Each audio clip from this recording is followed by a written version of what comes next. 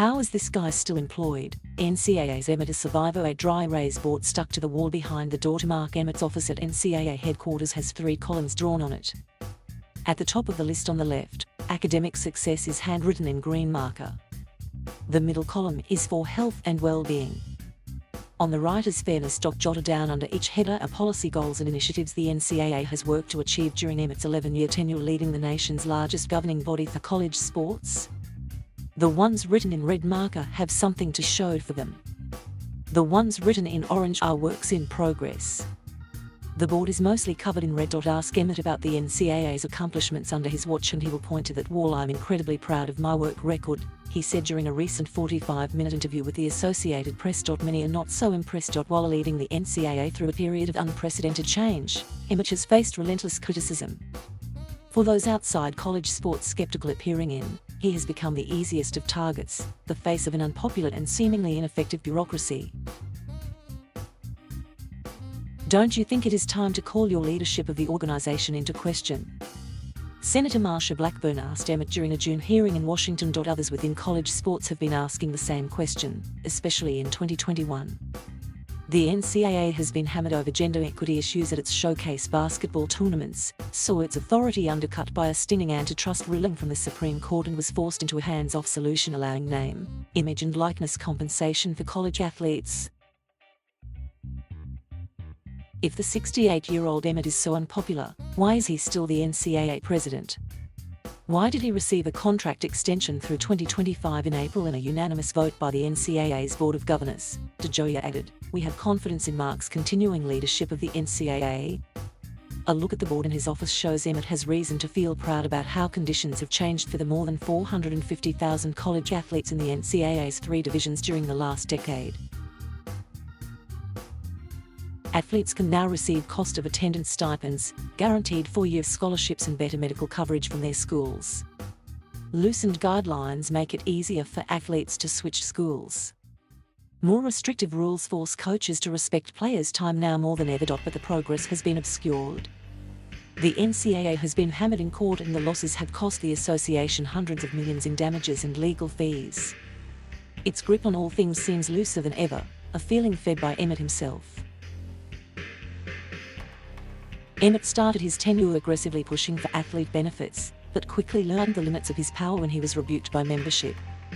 Early in his tenure he went outside NCAA structure and process to punish Penn State for the Jerry Sandusky scandal, an overreach that ended up hurting the association's credibility when some of the sanctions were rolled back. The FBI's investigation of college basketball was an embarrassment to the NCAA under Emmert's watch.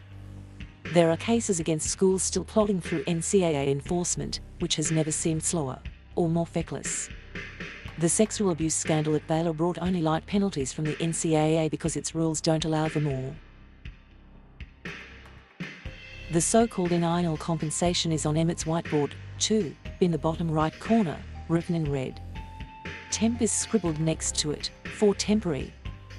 Emmert has been among those celebrating the modernization of NCAA rules that has led to college athletes becoming paid endorsers and entrepreneurs this year. But the changes came under pressure from state lawmakers and years after the NCAA could have gotten out in front of the issue.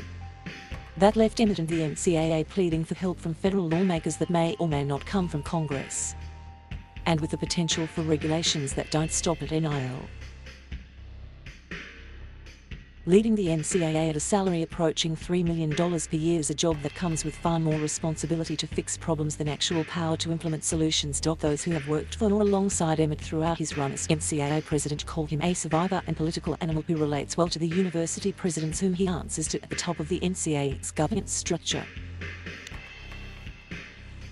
Emmert, after all, was president at LSU and then the University of Washington before moving to the NCAA in 2010.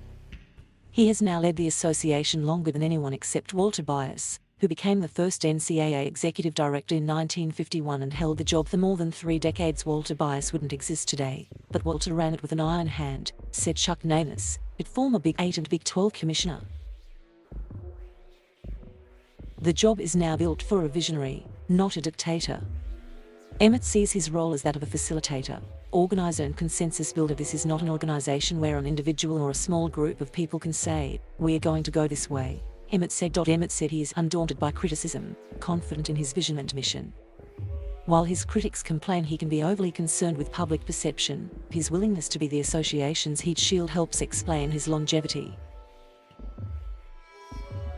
To some, the focus on Emmert is misplaced. The problem is not the leader, but a structure that makes the NCAA, a voluntary organization with more than 1,100 member schools, so difficult to lead. I'm not a Mark Emmert fan, okay? Nainers said. But the point of the fact is, look what he's got to work with.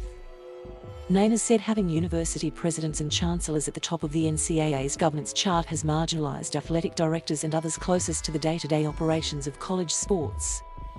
If ads and commissioners are unsatisfied with Emmert's leadership, that message does not seem to be getting through to the university presidents for whom they work.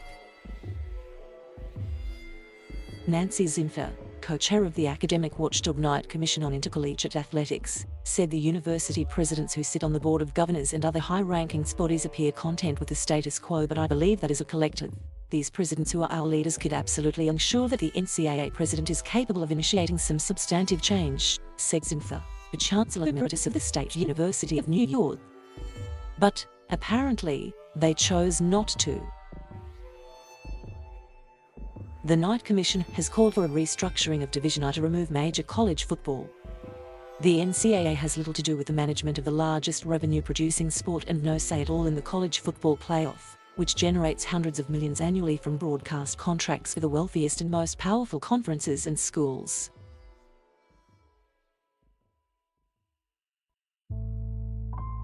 Thank you for watching. Please subscribe